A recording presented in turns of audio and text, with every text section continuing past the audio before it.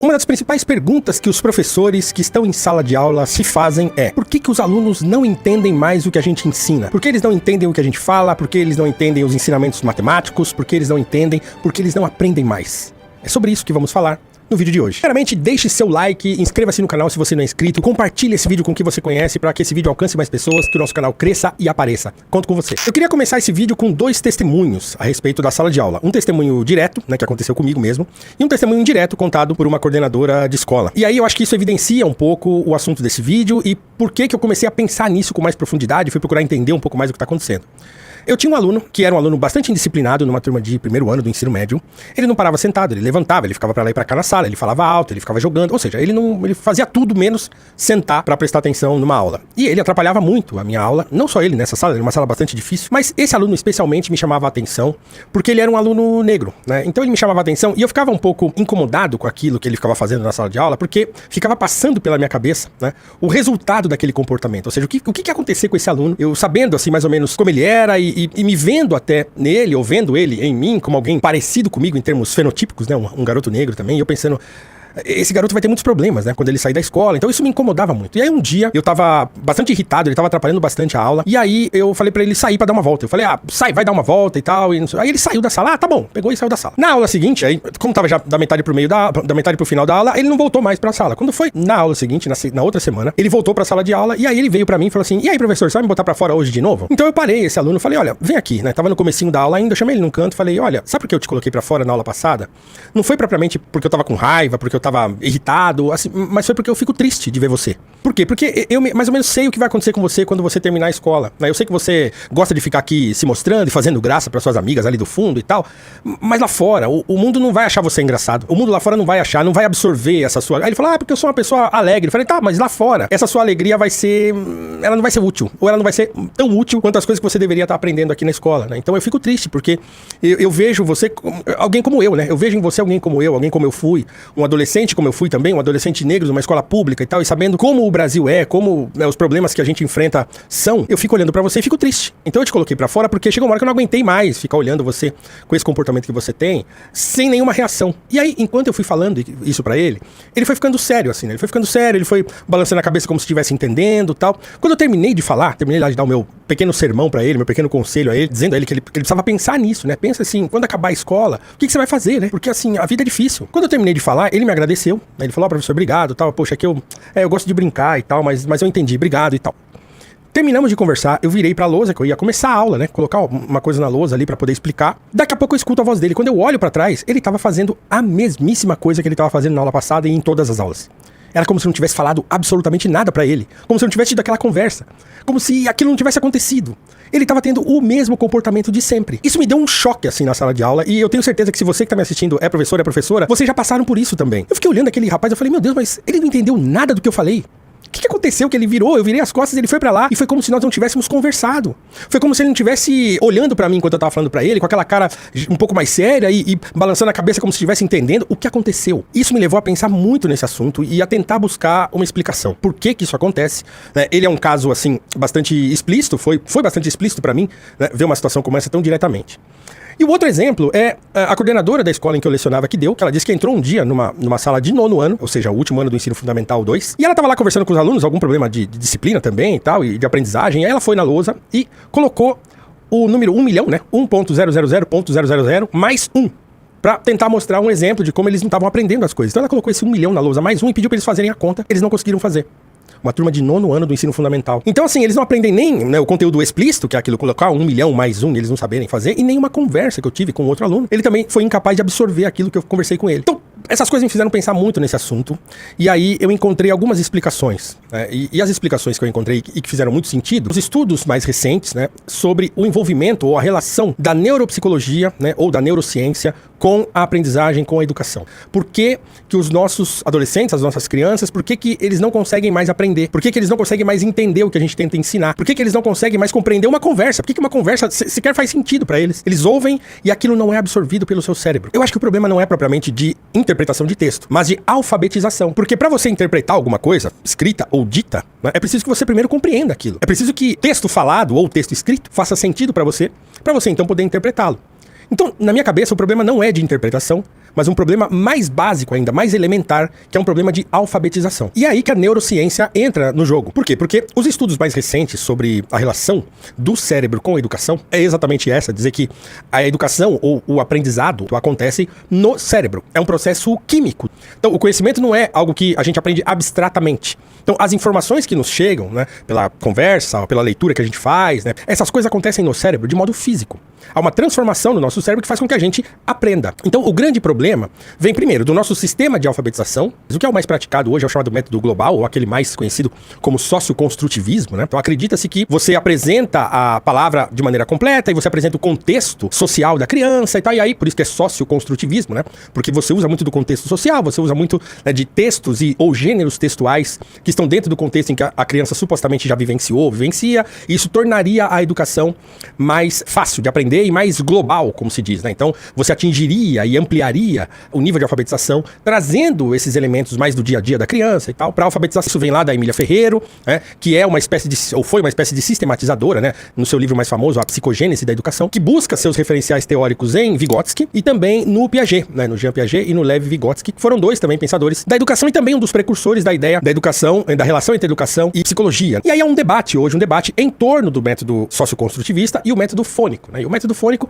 apresentaria as características da leitura e da escrita, não através das palavras inteiras, né, ou do contexto social da criança, mas ensinando a criança aquele chamado beabá, né? Não é exatamente voltar àquela questão da cartilha caminho suave e tal, não, mas é você ensinar mesmo os fonemas, a formação das palavras, as sílabas. Por quê? Porque, segundo os estudos neurocientíficos mais contemporâneos, é importante que o cérebro aprenda a aprender. Então, segundo a neurociência e dentro da ideia da neurociência aplicada à educação, isso faz muito sentido, né? Então, eu consultei um livro, e é um livro que eu já tinha há bastante tempo, tinha ganhado da autora, que é a professora e psicopedagoga Kátia Simone Benedetti, que escreveu um livro, né, que faz umas críticas bastante contundentes ao socioconstrutivismo e apresenta a questão dos estudos mais avançados e mais atuais da neuropsicologia, da neurociência em torno da educação. E o livro dela chama A Falácia Socioconstrutivista. Então, ela diz o seguinte, num determinado momento do seu livro, abre aspas: um dos esclarecimentos mais importantes trazidos pela neurociência para a área educacional é que, embora a linguagem verbal seja um instinto humano biologicamente herdado e cujo desenvolvimento é natural e espontâneo, a leitura e escrita não o é. Por outro lado, ainda que seja uma invenção cultural que demanda aprendizado explícito, a leitura escrita só acontece porque nosso cérebro conta com recursos neurológicos capazes de sustentá-la. Exatamente por isso é que os estudos neurocientíficos não podem mais permanecer ignorados pela área educacional, como tem sido até então pela maior parte dos especialistas e acadêmicos, pois a ciência abre um novo horizonte para a compreensão dos problemas de aprendizagem, para o diagnóstico precoce de necessidades educacionais especiais, para maior entendimento das diferenças individuais de aprendizado, bem como para a otimização dos métodos e didáticas de ensino. Fecha aspas. Então, o que a professora Simone diz aqui é que não há mais como ignorar os estudos neurocientíficos, né, da neurociência e suas relações com a educação nos dias de hoje, apesar de ainda ser um tabu acadêmico e nas escolas ainda isso ser pouco discutido. Então, a educação brasileira, a alfabetização brasileira ainda é muito influenciada ou totalmente influenciada pelo socioconstrutivismo, pelas ideias, sobretudo da Emília Ferreiro. Isso trouxe uma série de problemas para a alfabetização no Brasil. Isso não sou eu que estou falando. Mesmo no livro da professora Simone, há inúmeras referências, né, uma série de referências lá de outros autores que vêm estudando esse tema na contemporaneidade, é uma coisa atualíssima, né? E não é um tema ultrapassado, muito pelo contrário, só que ainda é pouco referenciado e pouco estudado e pouco assumido pelos acadêmicos de educação. Por quê? Porque, né, há um senso anticientífico, na verdade, na pedagogia, porque se você se baseia naqueles autores que eu falei no vídeo anterior, né, sobretudo Foucault, Bourdieu e Paulo Freire e até o próprio Marx, né, em quem o contexto cultural e o contexto social da criança tem uma influência fundamental na educação, então é óbvio que você vai negligenciar aqueles estudos que tratam das questões que estão envolvidas no cérebro, né, em questões absolutamente científicas, né. Então eles tratam isso como se fosse positivismo, como se fosse uma coisa, digamos assim, elitizada dentro da área da educação. E não é. E tanto não é que outros psicólogos e psicopedagogos estão entrando nessa discussão, estão entrando nessa conversa para tentar ampliar o debate sobre educação no Brasil. E uma outra pessoa que vem falando muito disso é o psicólogo Eslen Delanogari. Ele é bastante conhecido na internet, ele tem um canal no YouTube que é bem grande, ele tem um podcast também que é bem conhecido, já em que ele trata de ciência, e ele inclusive está na revista Valete. Eu já mostrei essa revista que tem o Wesley na capa, então tá aqui, essa revista Valete. O Brasil pode se tornar inteligente, ou pode ser inteligente. E o Wesley é um psicólogo que vem tratando de educação, e se você entrar no Valete Plus hoje, né, se você clicar aqui, né, botar seu celular no QR Code que tá aqui na tela, ou clicar no link que tá na descrição, e entrar no Valete Plus, você baixa o aplicativo, tem uma série de conteúdos lá gratuitos, tem uma área exclusiva minha lá, e tem podcasts, tem documentários, tem relatórios de política, de economia, tem notícias diárias, então tem um monte de coisa legal lá. Você também vai ganhar uma revista Valete, e você vai poder então ter acesso a muita informação que tem nessa revista, mas eu queria trazer especificamente a revista aqui que tem o Wesley na capa, porque uma entrevista longa que ele deu aqui pra Valete, ele traz esse assunto da neuropsicologia, da psicologia propriamente dita, no contexto da educação, e ele também nos ajuda a entender por que isso é tão importante, né, e por que na educação isso não pode ser mais negligenciado, e isso me trouxe subsídios para entender por que as pessoas, os alunos, né, sobretudo, não mais entendem o que a gente tenta ensiná-los, porque eles têm um problema na sua alfabetização. Então eu vou trazer agora aqui um trecho do que o Wesley fala na sua entrevista aqui pra Valete, para vocês então entenderem o que ele fala a esse respeito. Então ele tá falando aqui, respondendo uma pergunta sobre processo de educação e do porquê as pessoas têm dificuldade hoje de aprender conteúdos explícitos, né? Então ele põe aqui,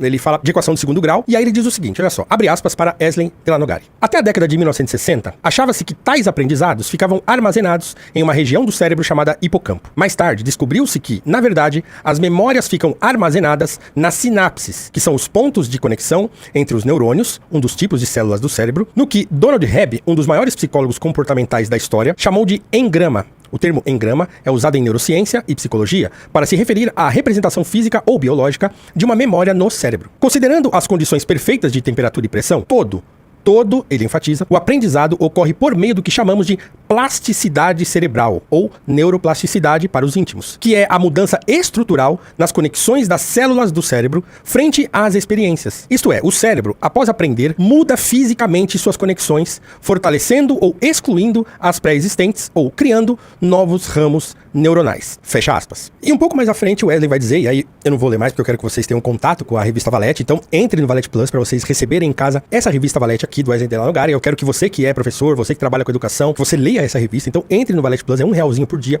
e você terá acesso então a esse conteúdo. Então um pouco mais à frente o Wesley vai dizer que para você fixar esses conteúdos, né, que são aprendidos pela mudança ali neuronal e pelas questões químicas que acontecem no cérebro, há uma série de neurotransmissores que são responsáveis por isso. E dois deles, segundo ele diz, são os mais importantes, que é a acetilcolina, a dopamina, né? E aí ele diz que esses dois neurotransmissores são responsáveis pela fixação desses conteúdos no cérebro. E aí tem uma série de maneiras de você exercitar e de você fortalecer esses neurotransmissores. E aí a dopamina, que durante muito tempo foi ligada ao prazer, né? Mas na verdade ela é ligada ao estímulo, à motivação. E aí motivação ele trata aqui não como alegria, como você tá motivado no sentido, digamos assim, do senso comum do que se entende por motivação. Mas o que é motivação? Motivação é uma espécie de, e a palavra é uma junção de motivo e ação. Então quer dizer, se você considera a educação uma coisa importante, isso já é uma motivação para você poder estudar, né? Então, e não é você estar feliz para estudar, não é que estudar vai ser sempre uma alegria, aprender é difícil muitas vezes, mas a motivação, por exemplo, é você considerar o estudo uma coisa importante. E aí ele cita, por exemplo, países em que a educação é tida como uma coisa fundamental, culturalmente fundamental, como o Japão ou a Coreia do Sul.